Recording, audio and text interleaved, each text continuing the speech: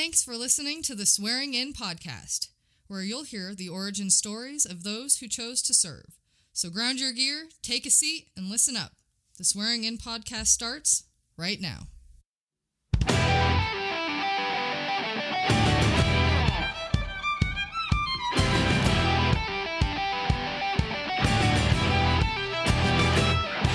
Hello and welcome in, everyone. And I'd like to expressly welcome all my brothers and sisters in service. This is the Swearing In podcast, and I am your host, Marty Smith. On today's episode, I present a compilation of stories from the second half of Season 1. Guests include Kevin Dunaway, Scott Swick, Robert Cherry, Derick Lucas, Ron Denmon, Maryanne Smith, Bjorn Oswalt, Jimmy Smith, John Anderson, and Ron Neeper. So sit back and enjoy the second half of Season 1.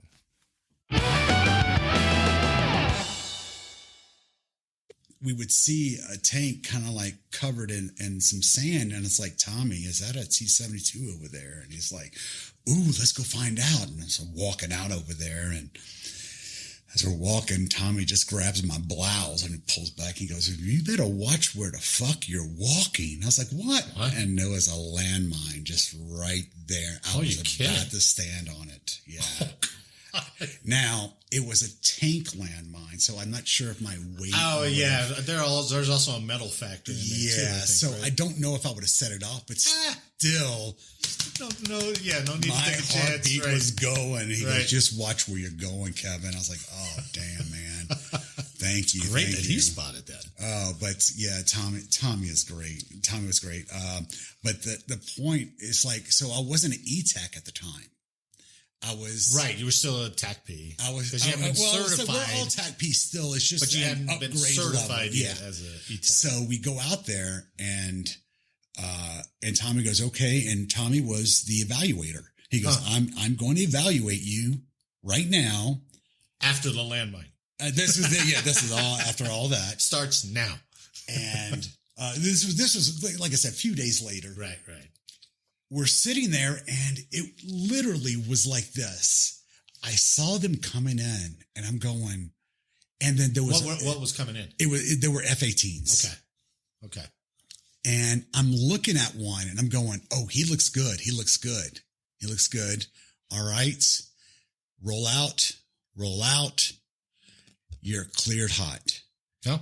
And then Tommy goes, abort, fucking abort him. And I just like, he's the evaluator. Abort. Yeah. And then when I said abort, I was not looking at the number one shipper. I was looking at the number two guy. Oh. The number one was looking at us. He was about to drop the bombs on us. Whoa. And then I just realized when I looked up, I went, holy, because it was a four shipper. And we're going, oh my God. And whenever he pulled off is whenever I finally realized I was looking at the wrong ship. Wow. And I sat there and literally had a tear come out of the side of my eye. Yeah. Because I cleared him hot, and Tommy was of great mind to say, you're looking at the number two guy. Wow. Abort him now. Yeah. And I was like, oh my God, thank you, Tommy. And it's like, did I fail?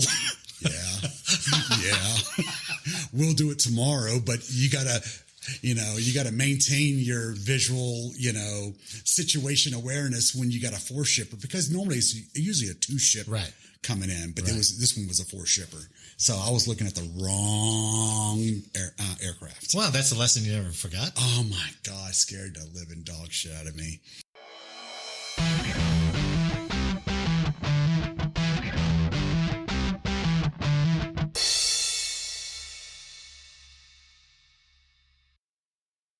Now, wait a minute. When did you turn 21? So I actually turned 21 while I was over in Desert Storm. That's awesome. You Now, turned 21 in Bahrain. Yeah. So the funny thing was, Bahrain actually serves alcohol. Oh, they do?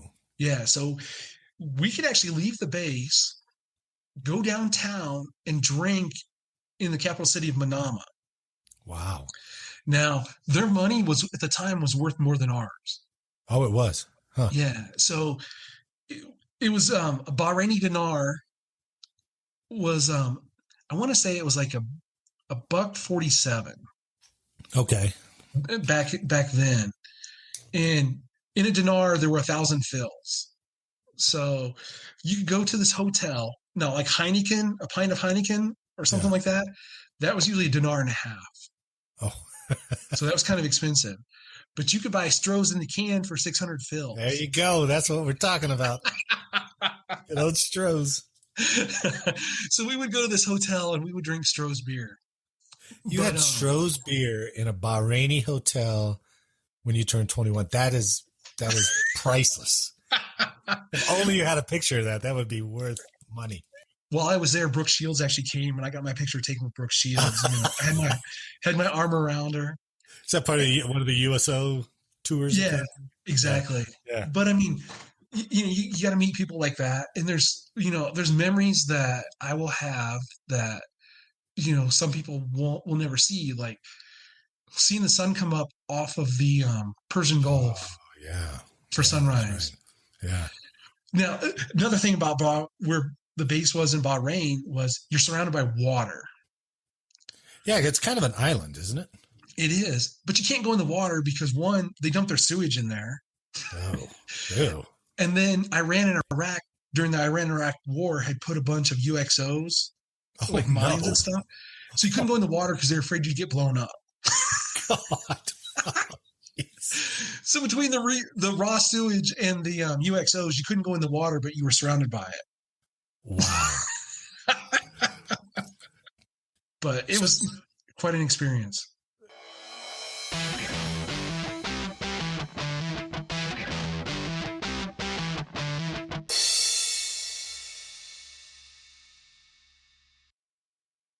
So you're doing 1 weekend a month? Yep. 2 weeks a year. So you're just traditional reserve stuff. As a mailman and traditional reservist. Oh, mailman. Yeah. Civil service can't get away from it, Yeah, right? I can't. So Saddam goes, right? In what? September of 90? August 2nd. August, okay. Oh, wow. How do you know that date? I don't know. It was August 2nd, 1990. I knew it was around that time, right? I could be wrong, but it was August of 90. You're probably right. So he invades Kuwait. What's your unit do? They, at the time, because everybody's kind of ramping up, they had the huge buildup. So our squadron, we had 150 people, I think, in our squadron. They said, hey, we'll do volunteers because we're not being activated by the president. We'll do volunteers. No, that's true. To start. Okay. So I volunteered.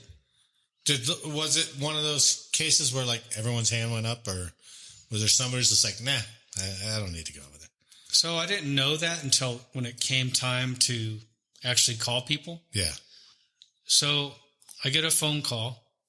Oh, and I didn't tell my wife that I'd volunteered. Why start some shit if you don't have the answer to it, right?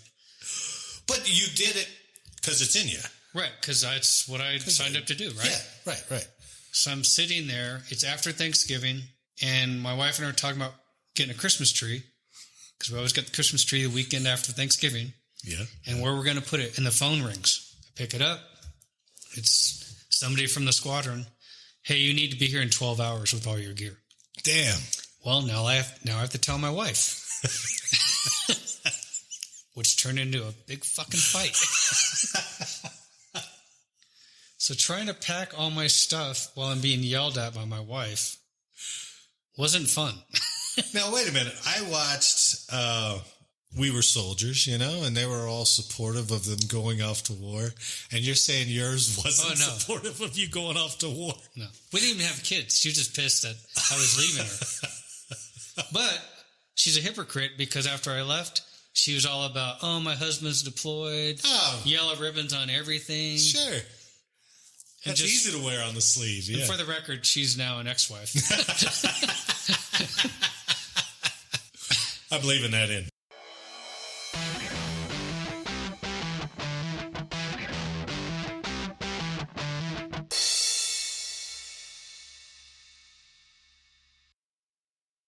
Well, all of a sudden, it's maybe March, April timeframe, 1991, because Mount Pinatubo happened in June.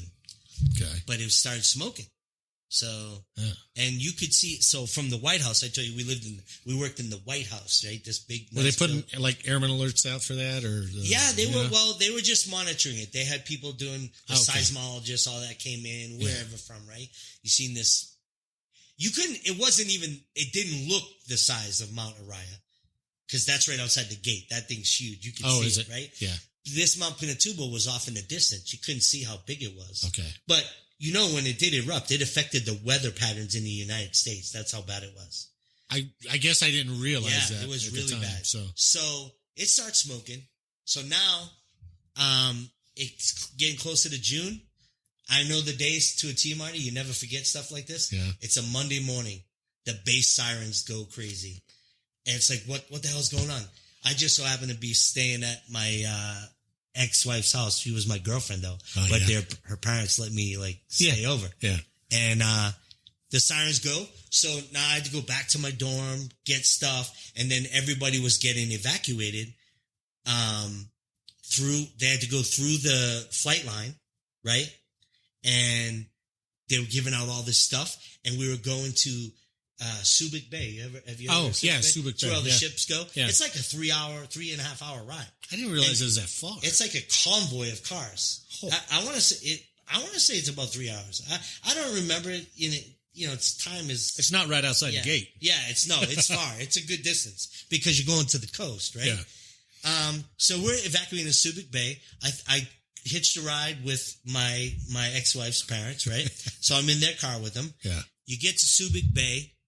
Now you have to in process and everything, right? Now, obviously, this is a naval base. It cannot take all these people. This is a Monday, right? You're talking. So they're evacuating Clark? Yes. To Subic Bay? Yes. Oh my God. Now, some obviously cops. Not all at the same time. Yeah, not at the same time. But most of the people, all dependents. Ugh. Right? All dependents and a lot of military. So we're at Subic Bay. We're getting processed in. Guess what? You're going to have jobs while you're here, and you have to find a place to stay. Thursday comes, 4 days later. Friggin' Mount Pinatubo erupted. And you're talking, you think we're 3 hours away? Everything comes that way. Ash, yeah? Everything. So there was 40 hours of pitch black. Oh. Because not only did Mount Pinatubo erupt, and ash, it comes down like a blizzard. Like it's coming down. Yeah. But that much it blotted out. 40 hours, and it's not just that. At the same time, there was storms.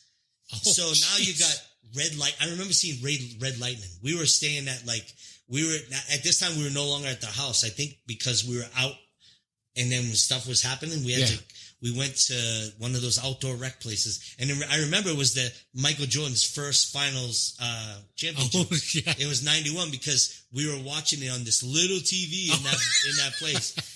But 40 hours of darkness, and it was kind of up on the hill. And I'm not kidding. You could hear the earthquakes coming up the hill, Marty. It was so scary. It was so crazy. Yeah. So after 40 hours, when it got light out again and everything, you go outside. It's like the biggest blizzard you ever seen, but it's ash. And it's heavy. It's real heavy. Oh, it is? I forget what they say. I don't know, but it's really heavy. So they're having us get this off the build because Navy buildings aren't. So you're like shoveling snow. Man. Shoveling snow, right? I had a food tray. We're working with Marines. Marines had those little shovels they got.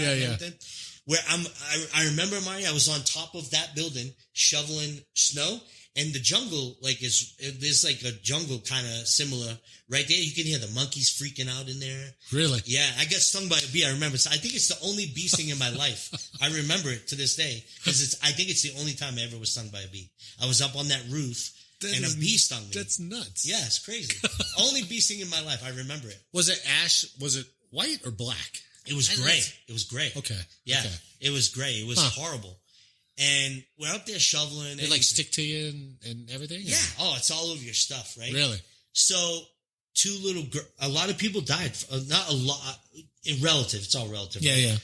People died on that base that day. 2 little girls got decapitated. They were in the gymnasium and it came down in the middle. God. Yeah, and Navy buildings aren't because they're the weight of it. Yeah, the weight of the ash. Oh wow! Collapsed a lot of the buildings, right? So this is a Thursday. So for the next few days, that's all the base. Oh, there's no water. There's no nothing. Oh. Planes can't fly anymore, right? Because of the ash. Jet planes can't fly in it. Because of the intake. Yeah, the intake. So they made the decision. It just so happened 91 was the year they were re-upping all the bases in the Philippines. Re-upping the pay. Yeah. So the lease, you mean? Yeah, the lease. The lease is for all the bases. Yeah. So the U.S. decided, screw it, we're out of here. And I guess there was some damage. They tried to loot Clark, and there was lava damage, came all the way. But ultimately, we all left most of those bases because it was time for re-up, and they were like, screw it.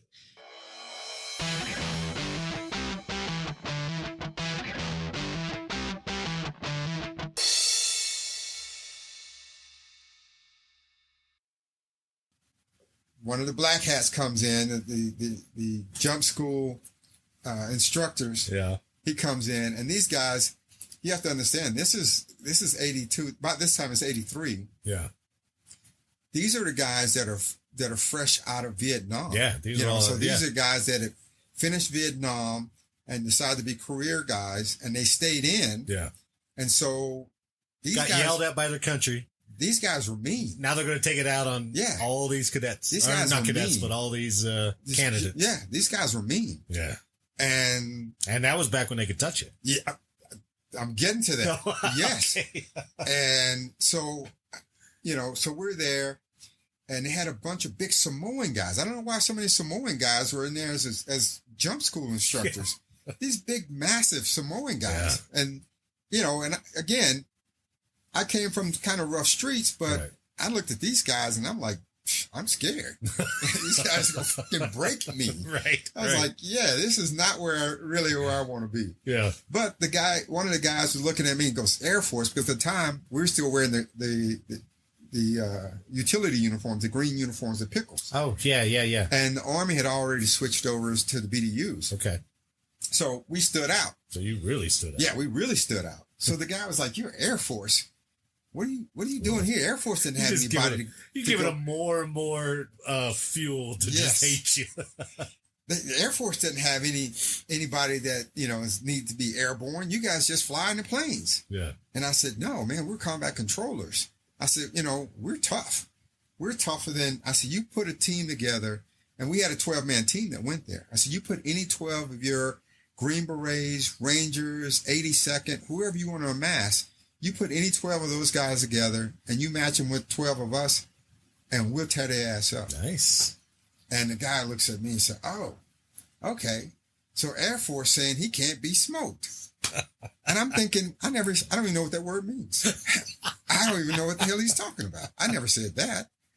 And so it doesn't matter. It's out there now. Yes. So he starts telling all the other black hats in the entire, course that Air Force guy said he can't get smoked. Oh, jeez. And I was like, that's not what I said. What the hell is he talking about? So for those that have been to jump school, when you get there that first day, when everybody's checking in, they have everybody under that big hangar top. That's right. Yeah. And you're standing there and they got this one guy standing up and he's yelling, telling everybody to, get control. And I'm standing next to an Army guy he was at E4. Yeah. So, and at the time I was at E3. So I was thinking, this guy, he's been around a little while. And he was talking to another Army guy, and the head black hat, never forget his name, his name's Sergeant First Class Cherry. Oh. He probably was only about 6 feet tall, but he had a head like a pumpkin. Oh, jeez. He had a big old round head and just red-faced dude, big guy. Yeah. And he was standing up there talking, and this guy next to me kept talking. And so he goes, I told y'all to shut up, airborne. Yeah. I ain't going to tell you again. And I'm thinking, dude, you might want to shut up. That dude has a big head. And so Sergeant First Class Cherry comes stomping down off this little podium. Right at you. And he's walking toward me, and I'm looking at the guy that was talking like, it's him. Yeah, I'm going to tell. And he walks up to this guy. He literally picks the guy up by the collar of his uniform. Oh. And the guy has to be standing under a tree. and he shakes the guy like a rag doll and bangs him into this tree. Oh, and he shook him until that guy started crying. Really? And I'm standing there coming from an Air Force background where I stood toe to toe with my drill sergeant, and I wasn't afraid. Yeah. And now this guy's getting the shit beat out of him next to him, and he's crying. And I was like, okay, I see they don't play here. Yeah. These guys are crazy. Yeah. And so when he when he let the guy go, he crumpled like a wet noodle. And I was like, oh shit. Cherry went back up there and everybody was quiet as a mouse. Get his point across, yes. I guess.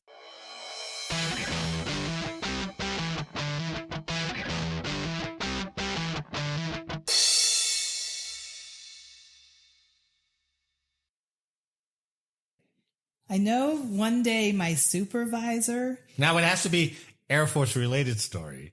This is Air Force. Okay. All right. Yeah. One time my supervisor, so I'm in avionics and I'm kind of green. I'm a newbie to the flight line. Sometimes they would send new airmen out for flight line, go out and get flight line and bring it back. Okay. There's no such thing.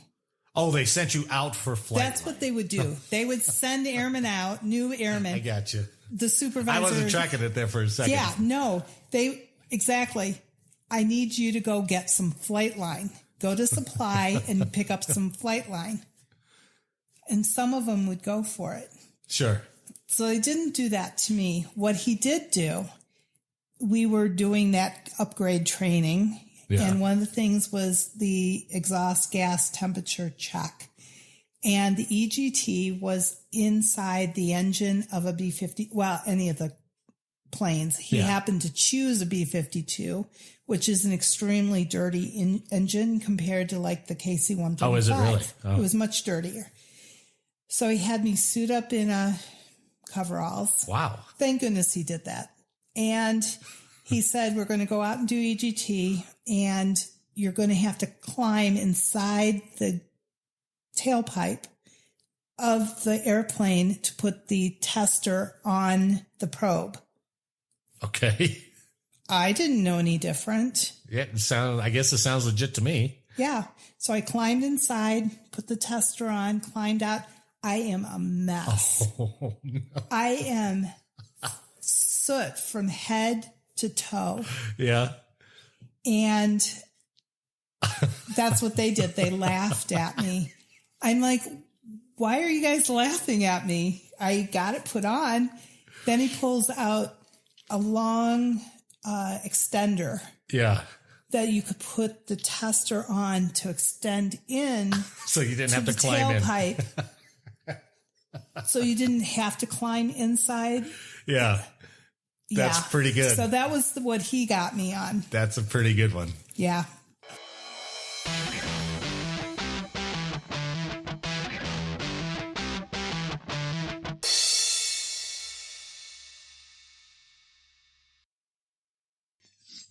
When I would travel in my dress greens, which you needed to fly military standby in that era, I had people spit on me.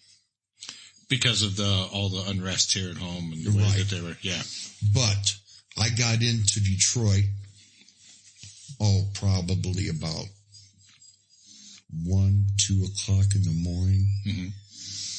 And I went up to one of those limousine services, and the fella at the counter said, "I'm sorry, we just closed. I can't get you right." And this black guy, I'm white, by the way, this black guy who stood about 6'7", wow, big guy, hollered at me, "Follow me," and he grabbed my bags, and we're running, and asked him, I said, "Why are we running?" He says, "Because if he catches up with you, he's going to make you pay." That black guy took me not only to my house, but I'm going to cry.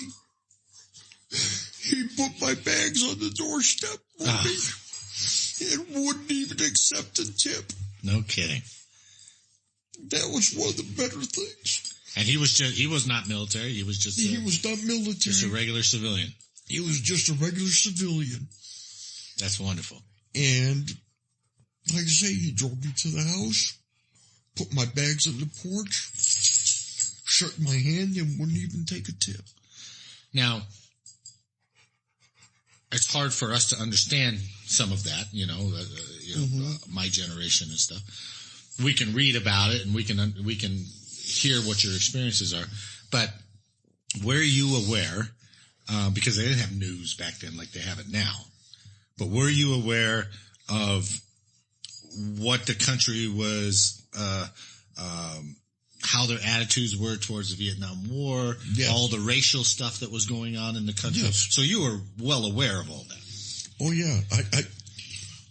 I used to listen to Crosby, Stills, Nash. Sure. Four Dead in Ohio. Right. Yeah, that's right. And Peter, Paul, and Mary, Puff the Magic Dragon. Well, I'm sure Stars and Stripes covered it, right? You guys got Stars and Stripes, and AFN was out there too, right? So you were hearing the stories. Right. But while I was in Germany, our platoon sergeant went up and down every squad. What color's your skin? What color's your skin? What color's your skin? And everybody said, I'm black, I'm white, I'm brown, because we had a Puerto Rican. And he got up in front of the platoon and said, each and every one of you is wrong. Your skin color is green. He said, look to your left, look to your right, look in front of you, look behind you. Each and every one of those individuals is your brother, and I expect you to treat them as such.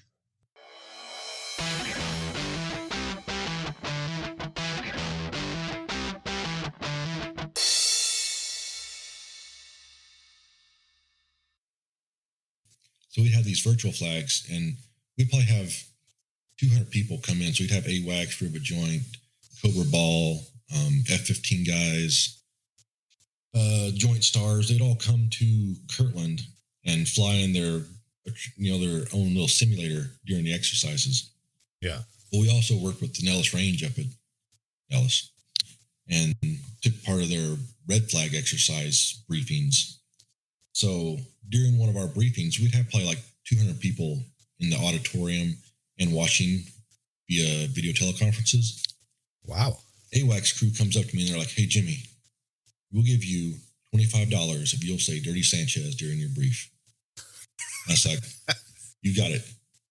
And then so the F-15 pilots are like, well, we can't top that, but we'll give you $5 if you say Beans. I was like, okay, so that's $30. All I've got to do is risk my entire career to earn $30. So I was like, during our presentation, I'm like, so we had this one guy, he's leaving this made-up country name to come over to us and to give us all of his information. His call sign was Dirty Sanchez, and he said he's willing to spill the beans. And the entire you did it all. Everybody in the audience that's under the age of like 25 is just cracking up. I mean, they're like their ass off. And then all the leadership, which is like colonels and lieutenant colonels, all in the front row, they're just like nodding their heads, like, yeah, this guy told us something very profound. You don't know what Dirty Sanchez is, obviously. So well, you had to have a little asshole clinch right before you said it, right? Oh, I totally did, because I was like, I don't know who's watching this for the video teleconference. Right. Because the next day, the F-15 guy's like, well, if you can do that, then I'm going to tell a joke. So he told that joke that, well, there's this F-16 pilot who crashed behind enemy lines, and they send in a SOF team to rescue him. These two SOF guys take the F-16 pilot, and they're walking out. They find this sheep with his head caught in the fence. Well, the first F-15, or the first SOF guy walks up behind the sheep, has sex with him. The second SOF guy walks up behind the sheep and has sex with him. They turn around and look at the F-16 pilot, and they said, now it's your turn. So the F-16 pilot unzips his flight suits and bends over. And they're like, no, it's your turn to screw the sheep. And the audience cracked up. Well, at that moment, the 2 or 3 star that was in charge of Nellis was on the video teleconference on Nellis's end.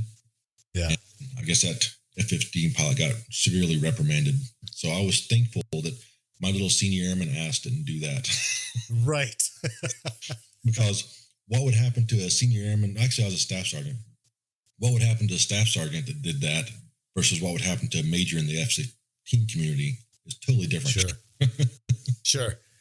I wouldn't have the guts to do it because for like the next 24 hours, I'd be worried that I'm going to get the call. It's like, hey, you really think that's appropriate to be doing that stuff on the brief? You know, I would just be out of my mind worried about if somebody was going to call. I wish you made $30 off it. I made lots of bad choices.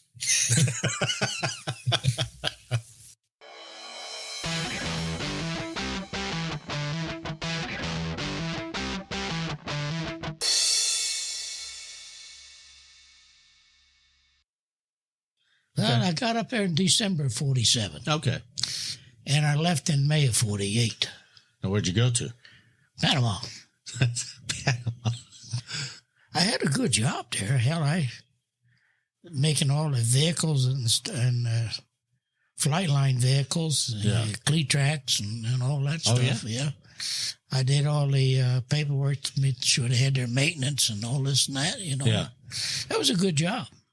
Do we have an outpost down there? We had... was there a fort or... Oh, yeah, we had Howard Air Force Base was a fighter base. We had Fort Clayton was a hospital. Okay. Then we had a Marine base in Panama and a Navy base. Yeah.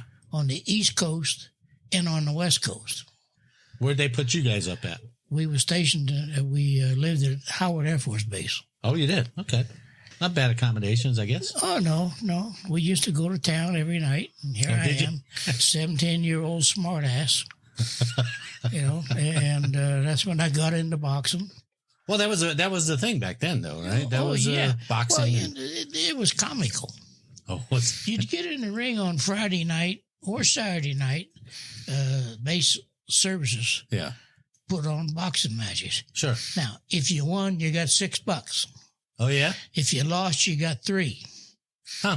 So the guy either beat the shit out of you or you beat the shit out of him, and then you join at $9 and go get drunk.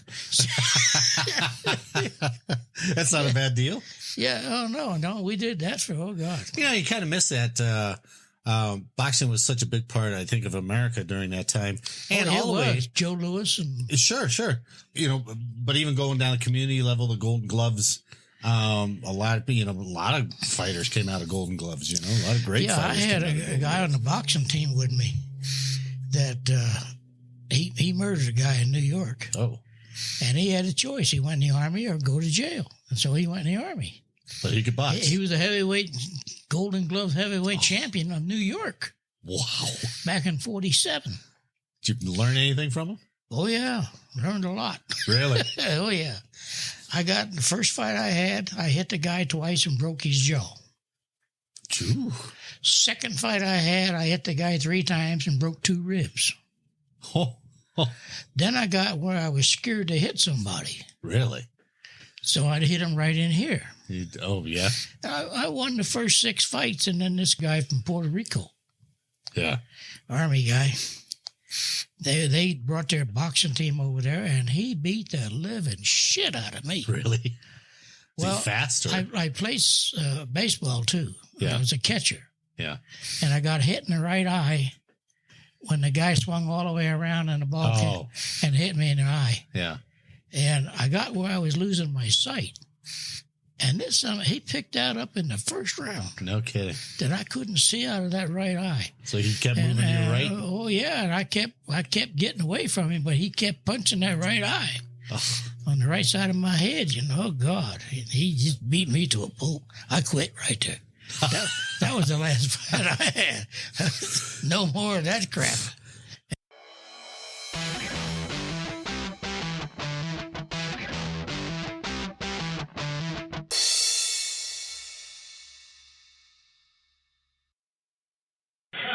But we're on alert, and the rule was that you went into the aircraft in whatever you were wearing, but you had to come out in a flight suit. So everybody kept the flight suit and boots on the aircraft. So maybe you got to dive in underwear, but you got to have maybe you're out jogging on the track. Yeah. And the horn goes off and you just go. But you got a flight suit on You got a flight suit on the aircraft and a pair of boots. And so you keep that stuff there. So the bottom line is you don't take time to change clothes if the klaxon goes off. Yeah. You're hauling ass to the aircraft. Fair enough. Well, the hooter goes off. We all run out. We're on the jet, and you all had certain things you were doing during a klaxon. And my co-pilot, Dave Kinesic, says, Ron, you got to come up here. You got to see this. I'm like, what, man? I'm busy. He's like, no, you got to come up here and see this. So I drop off a headset, and I crawl up to the IP seat and look out the window. And there is a radar navigator from another crew. His name was T-Lar Freeman. Right. T-Lar was his call sign because that looks about right. That was how he did. Looks about right, T-Lar. T-Lar Freeman. And he's running by us across. We've got jets that we're in, and across from us are more jets, and then tankers down on the end. And he's running by. Running. Because you run to your jet. Okay. And he ain't got nothing on but tennis shoes. He's naked. He is buck naked. Running by. At about that time, a tanker crew drives by in their truck, and at that time we could have female tanker crew members. Okay. You didn't have any female bomber crew members. And no, we're good. Tanker crew with female crew members drives by, and they're whistling and catcalling and waving at him. He's just waving back as he's running, just waving at him. We're dying. And about that time, the white top, which the OG or the wing commander would always observe a hooter. Yeah. And they would be at the exit to our flight line area in their white top car. It was a dark blue car with a white top. And you always knew that was the command staff. Yeah. He breaks out of formation and comes driving down the flight line. Oh, shit. It catches up with T-Lar. T-Lar never breaks stride. As he's running. And the car comes up and slows down beside him.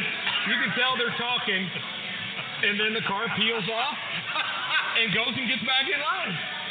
And T-Lar goes to his jet, and they finish the engine run, do the whole thing that we do for the hooter. Well, afterwards, we're all like, what the hell, T-Lar? What did he say? Yeah. Because it was the OG. And he said he pulled up beside me, and he said, T-Lar, what in the hell are you doing? And he said, responding to my aircraft in an expeditious manner, sir. Oh, very good. Very good. Well, son, carry on. And he pulled away. I will never forget that. That is awesome. Thanks to everyone for listening today. I hope by listening to these compilations it piques your interest to go and listen to some or all of the other posted episodes. They're all great interviews. If you enjoyed the show, please give it a like or leave a comment and share the podcast with someone else. And, as always, make sure to download the next episode for more service origin stories. So until next time, on your feet, dismissed!